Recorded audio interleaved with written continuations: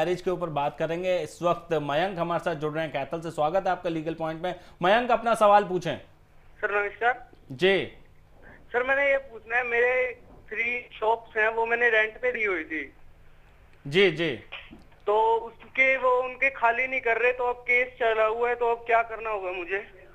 ठीक है, आप इनको ये भी बताइए गोस्वामी साहब कि जो शॉप्स इन्होंने किराए पे दी हैं वो खाली नहीं कर रहे। एक तो इनका मुकदमा चल ही रहा होगा, थोड़ा सा हम इनको ये भी बता दीजिए कि क्या चीजें ध्यान में रखनी चाहिए कि किराए पे देते वक्त। रेंट एग्रीमेंट करते समय आप सबसे पहले ये ध्यान रखना होगा कि आपका रेंट एग्रीमेंट रजिस्टर्ड कानून में है या नहीं है।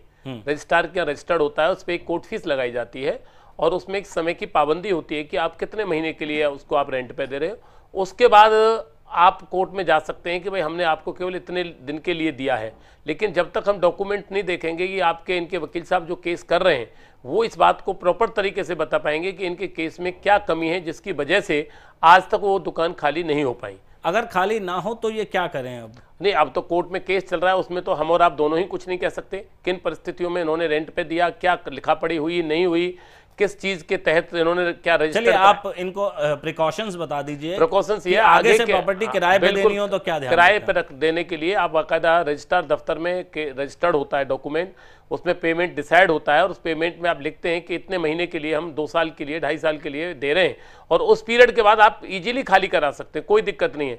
कहीं ना कहीं ऐसी टेक्निकल ट्रबल हो जाती है जिस समय किराए पे आदमी देता है उस समय कुछ खामियां रह जाती हैं जिसके कारण से अदालतों में आदमी को जाना पड़ता है। चलिए, ज्योतिका हमारे साथ इस वक्त जुड़ रही हैं दिल्ली से। ज्योतिका, स्वागत है आपका लीगल पॉइंट में। अपना सवाल पूछें। मेरा सवाल ये है कि मैं किसी से प्यार करती हूँ जी, और वो मेरे बुआ के लड़के हैं, बट वो मेरे अपने वो नहीं है, अपनी सगी बुआ के लड़के नहीं हैं। अच्छा। तो क्या ये हो सकता है, ये पॉसिबल है? जी, आपका प्रश्न जो हम अभी बताने जा रहे थे उससे पहले ही आपका प्रश्न आ गया। यदि आप आवाज़ सुन रहे हैं पूरी, कि भुआ का लड़का है और भुआ का लड़का नहीं है, ये दोनों बात आपने एक साथ कही है। कि भुआ का लड़के का मतलब हो गया कि आपके जो पिताजी हैं, आपके फादर हैं, उनकी बहन का लड़का। आपका उसके जिससे आपका प्यार हो रहा है वो कितनी दूर की रिश्तेदारी है। भुआ का लड़का यदि आता है तो वो प्रोहिबिशन में आता है हिंदू मैरिज एक्ट के तहत, और भुआ का लड़का नहीं है तो आपका बिल्कुल अधिकार है, आप शादी कर सकते हैं। अगर ये दूर का रिश्ता हो बुआ का, दूर के रिश्ते का प्रोहिबिशन में नहीं आता है, वो तो केवल बुआ का, चाचा का, ताऊ का, मामा का, जो नियरेस्ट टू नियरेस्ट है, जो ब्लड रिलेशंस जिनको हम कहते हैं, फर्स्ट कैटेगरीज के अंदर आते हैं। अब ये नहीं बता पा रहे हैं कि बुआ का लड़का है, बुआ का जो लड़के की जो देवरानी का लड़का है, जिठानी का लड़का है, या और किसी दूर की रिश्तेदारी का है, उसके लिए कोई प्रोविजंस नहीं है। तो इसका मतलब आप ये समझिए ज्योतिका जी कि अगर आपकी सगी बुआ का लड़का है तो ये शादी नहीं हो सकती। हिंदू जो मैरिज एक्ट है, जो कानून है, लॉ, वो इसकी इजाजत नहीं देता। लेकिन अगर दूर की बुआ है, कोई बहुत मुंह बोली बहन है आपके पिताजी की, या कोई दूर का रिश्ता है, तब ये शादी हो सकती है।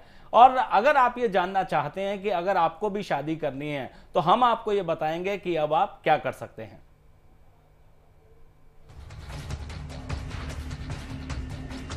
अगर आप शादी करना चाहते हैं और आपको खाप पंचायतों का डर सता रहा है तो हम आपको बताते हैं कि आप क्या करें। सबसे पहले आप ये ध्यान रखें कि आपकी उम्र कानून के मुताबिक है। मसलन लड़की की उम्र 18 साल और लड़के की 21 साल है। आप अपने रीति रिवाजों के मुताबिक शादी करें और ये ध्यान रखें कि आप अपनी शादी के सबूत साथ रखें, मसलन फोटो और गवाह। अपनी शादी को कोर्ट में रजिस्टर्ड कराएं। शादी रजिस्टर्ड होने के बाद अपने नजदीकी थाने से सुरक्षा की मांग करें। पुलिस कोई कार्रवाई ना करे तो अपने राज्य की हाई कोर्ट में सुरक्षा की मांग करने वाली याचिका दायर करें। कोर्ट को पूरी पावर है और कोर्ट अपना पावर को एक्सरसाइज करते हुए लड़के लड़की को प्रोटेक्शन दिलवाते हुए, लोकल पुलिस से प्रोटेक्शन दिलवाते हुए, उनकी शादी हो चुकी है, उसको आगे के लिए उनको प्रोटेक्शन प्रोवाइड हुई है। बहुत सारे ऐसे मामले। शादी करने में आमतौर पर कोई परेशानी नहीं होती, लेकिन आप ये जान लें कि आप उस व्यक्ति से शादी नहीं कर सकते हैं जिनसे आपका खून का रिश्ता हो, और कानून भी ऐसी शादी की इजाजत नहीं देता। लीगल पॉइंट के लिए सुमित नागपाल, इंडिया न्यूज। तो लीगल पॉइंट में आज हम बात कर रहे हैं आपकी कानूनी समस्याओं की। हमारे साथ एक कॉलर जुड़ रहे हैं, ब्रह्म जी, उनसे पूछते हैं। स्वागत है आपका लीगल पॉइंट में। ब्रह्म जी, अपना सवाल पूछें। हाँ नमस्कार सर। जी, मैं अम्बाले से बोल रहा हूँ सर। जी बताइए। मैं आर्मी में हूँ, मिलिट्री हॉस्पिटल मेरठ सर जी। और मेरे 2 प्लॉट थे अम्बाला के अंदर यहीं पे, जो उसमें हुड्डा के अंदर आ गए हैं जी। और मेरे पास मकान बनाने को जगह तक नहीं है, इन्होंने जो मेरे प्लॉट कब्जा लिया। जितना मैं फ्रंट से निकाल के दिया था, क्या आर्मी के लिए कोई ऐसा रूल है कि जिससे ये ऐसा ना करें मेरे साथ में? आपका प्रश्न बिल्कुल क्लियर नहीं हो पा रहा है। ब्रह्म जी अपना सवाल दोबारा पूछें, हमें क्लियर नहीं हो पाया। मैंने जी 2 प्लॉट लिए थे अम्बाला अपना फ्रंट निकाल करके, मैं आर्मी का आदमी हूँ ठीक। और सिपाही रैंक का हूँ, ज्यादा कुछ नहीं है। हेलो। हाँ हाँ बताइए बताइए। तो वो दोनों प्लॉट हमारे हुड्डा में आ गए हैं, मेरे पास घर बनाने के लिए जगह भी नहीं है और फौज मेरे को ये हुड्डा वगैरह मेरे को प्लॉट दे भी नहीं रहे हैं। मैं क्या करूं इसके लिए? मैं आर्मी का होने ना तो कुछ मेरी सहूलत हो। देखिए, आपने जो प्लॉट जहां खरीदे थे वो आपके हिसाब से हुडा ने एक्वायर कर लिए हैं, ये कहना चाहते हैं आप? हाँ जी सर।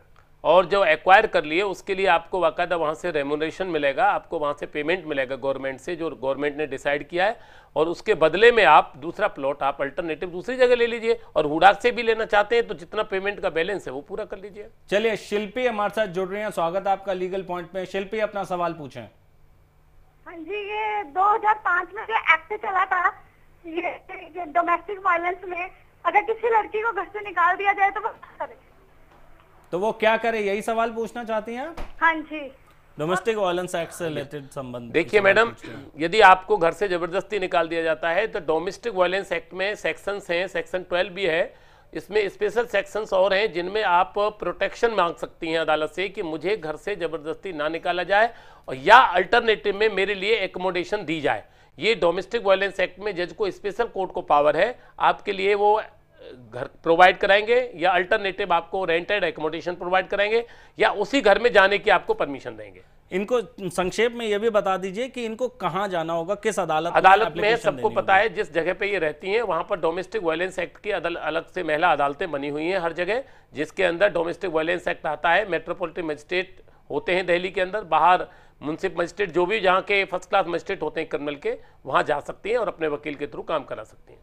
चलिए लीगल पॉइंट में आज सिर्फ इतना ही। हम आपको बता दें कि अगर आप भी लीगल पॉइंट से जुड़ना चाहते हैं, अपनी कोई राय देना चाहते हैं, हमें लिखना चाहते हैं, तो हमारा एड्रेस हम आपको बता दें। Legal point, care of India news, 276 captain Gaur Marg, Shrinivaspuri, Delhi 110065। हम आपको बता दें कि अगर आप हमें ईमेल करना चाहते हैं तो हमारा ईमेल आईडी है legalpoint@itvnews.tv। हम आपको एक बार फिर से बता दें कि अगर आप हमें ईमेल करना चाहते हैं तो हमारा ईमेल एड्रेस है legalpoint@